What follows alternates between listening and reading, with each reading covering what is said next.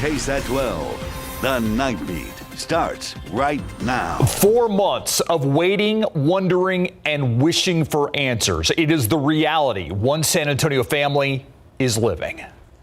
I would feel better if we had a little closure, if we knew who what happened. The video that police hope will close the case of Quentin Smith's murder. We're going to show it to you next. Also looking back at a Texas company brought down by scandal more than 20 years later. Tonight, we're hearing from the man who uncovered the fraud at Enron, what he saw on the inside before blowing the whistle. But first, tonight, a family is begging for answers 4 months after their loved one was killed in a drive-by. The San Antonio police are hoping new surveillance video leads to those answers and an arrest. The Night Team's Lee Waldman reports. Like his daddy, just like his daddy. The boys are a spitting image of their father, Quentin Smith. 4-year-old Contrell's smile fading, talking about him. Do you know who we're talking about today? Your daddy? You miss him? Are you doing okay? Smith died in a drive-by shooting on January 9th outside of a hookah lounge on West Avenue near Wiseman Avenue. So far, no arrests have been made, which is why San Antonio police released this surveillance video moments before Smith was shot. Unfortunately, all leads right now have been exhausted. We did put out a Crime Stoppers back in February, a month after this incident happened, and unfortunately, we didn't have anybody come forward. This newly released video shows a group talking to people inside of a white car.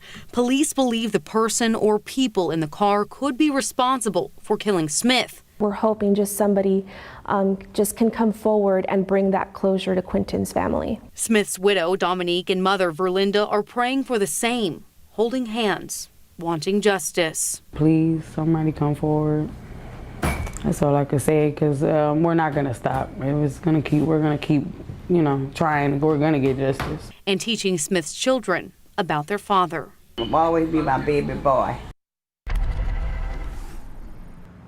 We have that video released by SAPD on our website, KSAT.com. If you recognize the car or people in that video, you're asked to call Crime Stoppers. That number is 210-224-STOP. Quentin's murder is the 60th so far this year, compared to 42 this same time last year.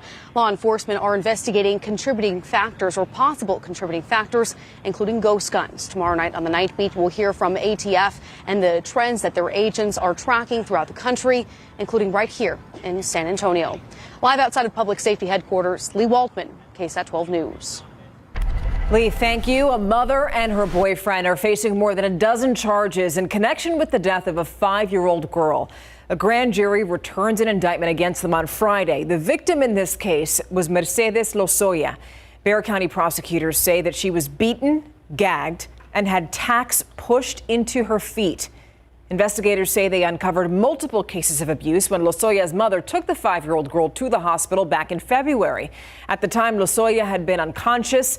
Later, doctors pronounced her dead. And now a nonprofit is trying to help Lozoya's family and her surviving sister.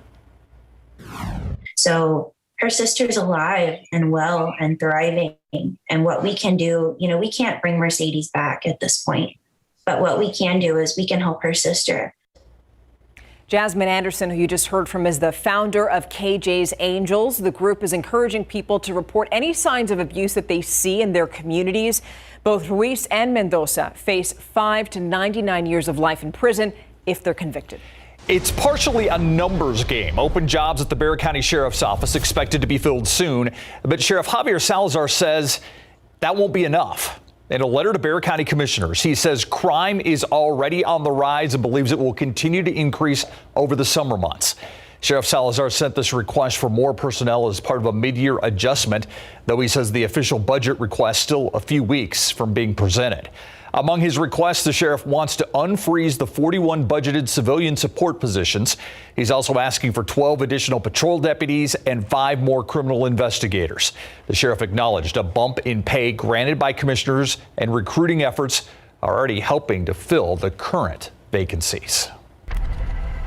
Let's take a live look over downtown San Antonio tonight. Seems like we hit the triple digits earlier this year. Maybe I'm just repressing what's happened in years before, but we did that twice just over the weekend.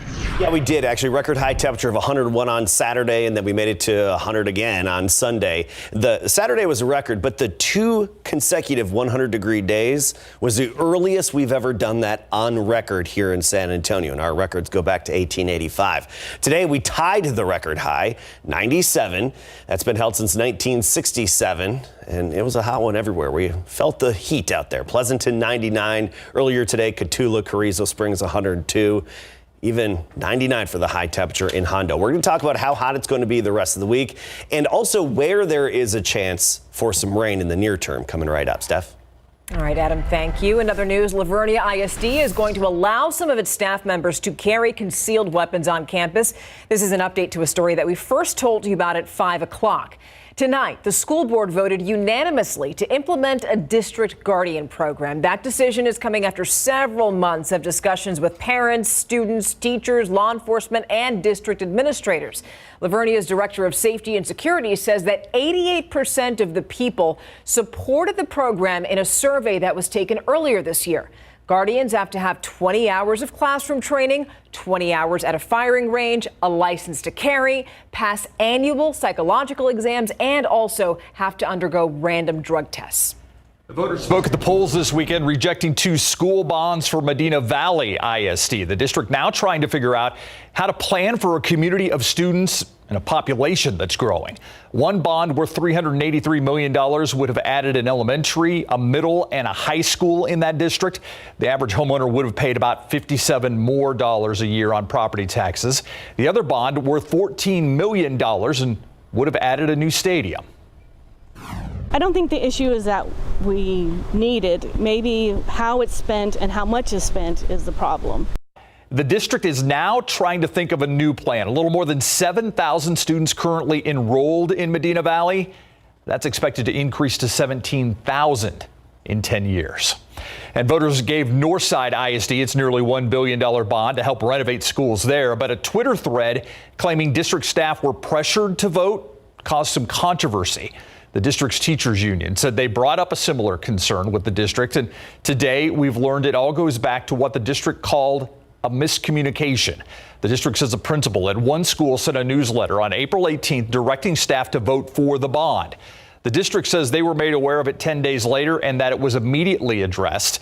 NISD says the messaging was meant to encourage staff to participate in the voting process and not meant to be coercive. Governor Greg Abbott stopped in San Antonio today at Pica Pica Plaza. His focus was on education, specifically when it came to parents and what students were learning. He's already announced a parental bill of rights. We will expand parents' access to course curriculum and ensure that if a parent has a concern about school curriculum, those concerns will be addressed quickly and respectfully. On the other side, former Congressman Beto O'Rourke was in San Antonio last week. He spoke about working with local and state leaders to lower property taxes and also spoke about defending women's right to abortion. Now for a look at your headlines in your Nightbeat News Flash. San Antonio police looking for the suspects who shot and robbed a man at a parking garage used by San Antonio College. This was near North Main and Evergreen. The 22-year-old victim told police 3 masked men robbed him and his group of friends. That victim then shot in the leg.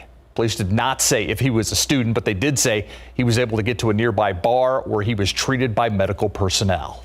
A 6-hour standoff coming to an end peacefully. It's a story we first brought you as breaking news last night on the Nightbeat.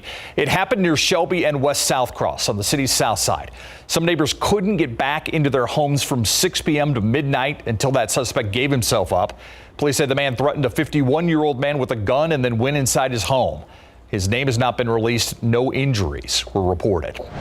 The search is now over for an escaped inmate and the corrections officer accused of helping him. Both left an Alabama jail more than a week ago. Today, authorities caught up with them in the state of Indiana. Investigators say Casey White driving a Ford pickup and crashed during the chase. Vicky White found in the passenger seat with what investigators say was a self-inflicted gunshot wound. She has since been pronounced dead. That's a look at your Nightbeat News Flash. It's still ahead on the Nightbeat. A flower theft on Mother's Day provides a happy reunion for a couple in Lytle. We're going to hear from them next. Also, this is one of those where were you kind of moments. Remember the Enron scandal? Yeah, it cost thousands of Texans their jobs and livelihoods. And tonight, we're hearing from the whistleblower in this case, what he hopes we learned more than 20 years later. It's next on the Nightbeat.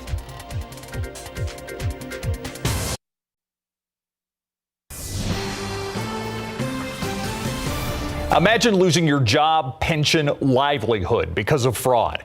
That's what happened to thousands of people who worked for Enron or invested in that energy company. Happened so long ago, and now more than 20 years after that disaster, the person who first blew the lid on the Houston company's fraudulent deals is speaking out. He spoke with us about why he came forward and what he hopes people will still learn from what happened. Lots of people were hurt. It still haunts James Timmons.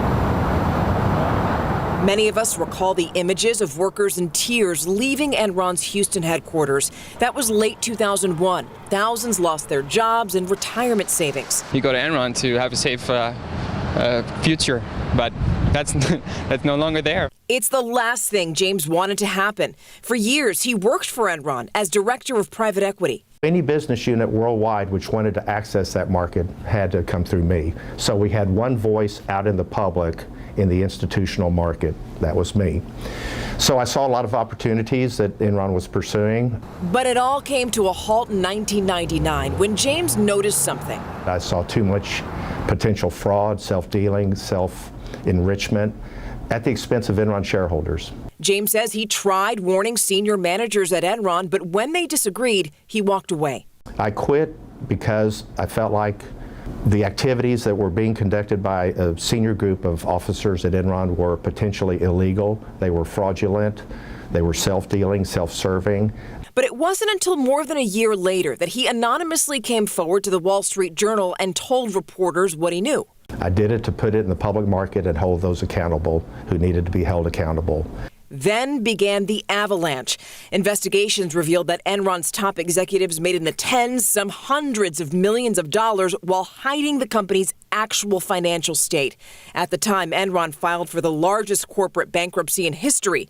The fraud cost shareholders more than $70 billion, and a number of Enron executives were convicted of fraud. You know, Enron was the favorite child of Houston. That was where the best and the brightest went to work. For almost 20 years, no one knew what James did. I felt so bad about everybody that lost so much. And for that reason, most of all, I didn't want to profit. I didn't want to come out and say I was the original whistleblower to the Wall Street Journal. He says he has no regrets. Now, James runs an equity firm in Houston and talks to business school students about his experience at Enron. There's a lesson for everyone, he says. It's easy to get lost. I remember a quote former U.S. Senator Alan Simpson made one time. If you have integrity, exactly. If you have integrity, nothing else matters. If you don't have integrity, nothing else matters. You know, the consequences of what happened at Enron extended really beyond its workers or shareholders. We know that in Texas, the teachers' retirement system lost more than $35 million in Enron stock, and the state's employees' retirement system also lost tens of millions of dollars. So James and I had an extensive conversation about Enron and what happened. If you want that full interview, just take the camera feature on your phone and hold it up to that QR code that you see to the right side of your screen. We spoke about how Enron affected us, the financial markets, and why what happened is still relevant today. A suspected flower thief leaves behind a dog. Lytle police discovered that dog had been missing for 2 years. Someone stole flowers from an H-E-B in Lytle on Mother's Day, but left Leela, the Shih Tzu, behind. A microchip helped get her to her rightful owners. Those owners say she was let out for a potty break 2 years ago and never came back. Now that she's back home, she's back to her old tricks again. My husband sat down to eat, and she went and sat right under almost under his feet, just in case he dropped anything. The family says the previous owner wanted to have her back, but Leela is staying in her home with the 10-year-old owner. Lytle police say the suspect is facing a citation for theft in connection to that flower case. All right, now taking a live look outside right now, 83 degrees right now. Boy, I mean, you did prepare us for the weekend, Adam. But now here we are, it's Monday. Just tell us what we have on tap for the rest of the week.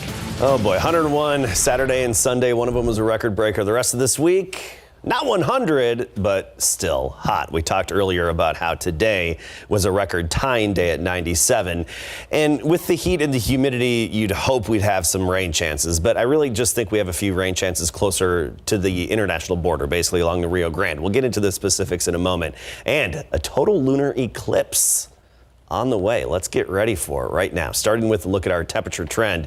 And you look at those high temperatures, they're not changing all that much. We'll be in the mid-90s the rest of this week. We will shave off a few degrees from what we had over the weekend and even today, but anywhere from about 93 to 96, I think, for high temperatures. And our sky today, hazy out there. We had some of those fair weather clouds, 84 degrees currently, a dew point of 70, but it feels like it's 4 degrees warmer than the air temperature because of that thick humidity in place. Right now, temperatures mostly in the 80s, but still hanging on to 91 Eagle Pass, 93 Del Rio, 90 degrees Carrizo Springs, 81 in Kerrville. Even Stinson on the south side of San Antonio here at 87 degrees, and Helotes now at 83. I want to talk about the dew points. A little muggy out there. Dew points low 70s, so we're in that really sticky and oppressive level of humidity. And I do think we will see some changes in the dew points in the days ahead, so there will be a little break from the extreme mugginess during the afternoon hours by Thursday and on into the upcoming weekend. We're not talking a big, long, extended break, but as we often see in the afternoon, a little drop in the humidity, and I think we'll have that drop Thursday, Friday, Saturday, and even Sunday afternoon. So that's at least something to look forward to, considering high temperatures about 10 degrees above average. Let's get to our weather pattern here. Upper level dip, the trough in the upper level flow causing the shower activity in the Pacific Northwest and northern tier of the U.S. That's where the action is. We've got the blue H visiting us. Down to the south is where it's centered, but close enough to be influencing our weather, of course, the past couple of days and even today. That's going to move off to the northeast gradually, and a little disturbance will move into West Texas and Mexico tomorrow. So we'll start with the low clouds, gray clouds, low overcast to start the day. By the noon hour, the clouds thin out. Into the afternoon, we'll see those thunderstorms popping up in the mountains of Mexico and even parts of West Texas. And then closer to the late afternoon, early evening, we're talking 7, 8, 9 p.m. Some of those may just make it to the Rio Grande and even beyond into parts of south and central Texas tomorrow evening. So those of you farther to the west, closer to the Rio Grande, you've got that slight chance of a few storms tomorrow evening. We give it about a 20 to 30% chance, and the very off chance of a severe storm, but really not much of a chance of any of that making it here. 76 in the morning, low clouds. By the noon hour, 86 degrees, a bit windy at times, a steady wind around 15, gusting up to 25. And then I do think we'll make it into the mid-90s tomorrow afternoon, closer to 100 south and west of town where it's typically a lot warmer. Rain chances are little to none. Total lunar eclipse. We should have good viewing and sky conditions Sunday evening. Totality starts at 10:29 and lasts until 11:54. We'll talk about it more tomorrow night. You know, whenever I hear eclipse, I just think, turn around. Every now and then I get a little. Lunar eclipse of the heart coming up. Hashtag. All right. Keep your day job. Yeah. So more than a year later, what does UT head football coach think about the team? Well, Steve Sarkisian's in town today speaking to the quarterback club for the very first time here in San Antonio. And that was one of the questions that was asked to him. What is his team like now, 1 year later? He'll let us know. And a big Monday Night Football announcement coming up.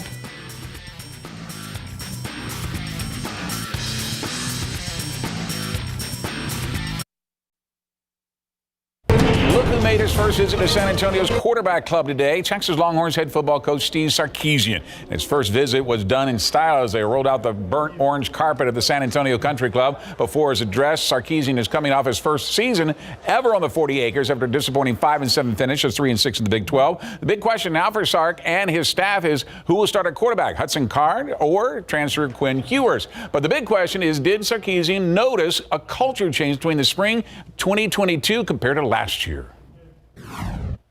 Drastically different. I was talking to a couple different people last week. From where we are today, from where we were a year ago, night and day. We're just a closer team. I think the connection between, staff to staff. We were a new staff a year ago, staff to player, and then player to player, and the things that we emphasize are now not just, words on a board or in a team meeting, but we're actually living those out. That's what's coming to life, and I think that the process has been organic. It's been positive. Clearly, what we brought was not for everybody, and that's okay. I wasn't expecting it to be that way, but I think that the players that are in our program, the players that recruited to our program, really believe in what we're doing and why we're doing it that way, and it's a lot more cohesive for sure. And we'll see if SAR can turn Texas around, beginning with Louisiana Monroe on September the 3rd by hosting Alabama the following weekend. Former Marshall High School standout, now Arizona State defensive lineman Stanley Lambert, has been arrested on charges of driving under the influence following a fatal accident in Scottsdale over the weekend. Police tell us that a car driven by Lambert struck and killed a 23-year-old woman visiting from New Jersey early Saturday morning. He's been booked and released on a charge of DUI, but authorities say more charges could be added. Pro football coverage powered by Davis Law Firm. Big announcements being made all this week when it comes to the 2022 NFL season. It started today on Good Morning America with Monday Night Football and the debut of Troy Aikman and Joe Buck, now a part of the iconic Monday Night broadcast booth. Today, the pair of Hall of Famers announced a doubleheader for Week 2 of Monday Night Football. It will open with the Tennessee Titans against the Buffalo Bills at ESPN at 6:15, and then the second game live here on KSAT 12 will feature the Minnesota Vikings against the Philadelphia Eagles at 7:30. Before the big announcement, Aikman and Buck were called the biggest off-season acquisition. Biggest acquisition, that's got a nice ring to it. We're not going to argue with that one. It was stressful. Nobody has any sympathy for that, but it was interesting the way it all went down, and I know I speak on Troy's behalf. We could not be more excited about being at ESPN and doing Monday Night Football. I mean, I'm 53. I grew up with Monday Night Football, and my dad doing the radio 2 booths over, and to be a part of this is pretty surreal. What Joe just said, we grew up, much like most of America, growing up watching Monday Night Football. The voices of Don Meredith and Frank Gifford and Howard Cosell echoed through our living room while I was a kid, and so it's obviously a tremendous property, and to have the opportunity at this stage of my career to get to be a part of that historical booth is really exciting. Joe mentioned it. We're extremely fired up about it, and the best part of it, in addition to working at ESPN, doing the only game on town Monday night, but to continue to get to work alongside Joe, who we've worked together with for the last 20 years, it couldn't be better. The 2022 season opener will be on Thursday, September the 8th, featuring the defending Super Bowl champion Los Angeles Rams, who beat Joe Burrow and the Cincinnati Bengals in L.A. last February, 23-20. The only question is, who will be their opponent? The NBA's MVP and Coach of the Year. Next. Congratulations to Phoenix Suns' Monty Williams, been named the NBA's Coach of the Year. That's after the former Spurs player and executive led the Suns to a franchise record 64 wins this season. That include another franchise record 18 consecutive victories. The Red Auerbach Trophy is a first for Monty, with Grizzlies head coach Taylor Jenkins finishing second. Denver Nuggets star Nikola Jokic has been named the NBA's MVP for the second straight season. Now, that's according to ESPN after the word leaked out this morning. And get this, his stats this year better than last year, averaging a career-high 27.1 points, 13.8 rebounds, and almost 8 assists a game. Jokic is the 15th player to be named NBA MVP multiple times, including Tim Duncan in 2002 and 2003, and the first to win back-to-back seasons like Tim since Giannis Antetokounmpo in 2019 and 2020. Game 4 of the Eastern Conference semifinals in Milwaukee. Bucks looking for a 3-1 series lead over Boston, but the Celtics are up by 2 late in the fourth quarter. Jason Tatum makes driving layup to put Boston up 196. Then on the next possession, Tatum hits the jumper in the paint, count it, and one. He scored a team-high 30 points. Celtics win Game 4, 116-108, even up the series at 2 games apiece. A lot of these series right now are standing at even, Stephen, giving you the indication they may go the distance. Very interesting playoffs so far. So far, yeah, really nice. Yeah, thanks, Greg. We're back in 2 minutes. Got a question for you. Have you listened in on KSAT's latest podcast? It's all about true crime in South Texas. Our Lee Waldman and Erika Hernandez released the first 2 episodes. You can find them on KSAT.com, or you can hear them wherever you get your podcasts. That's it for the Nightbeat. GMSA starts at 4:30. Have a wonderful night. We'll see you tomorrow.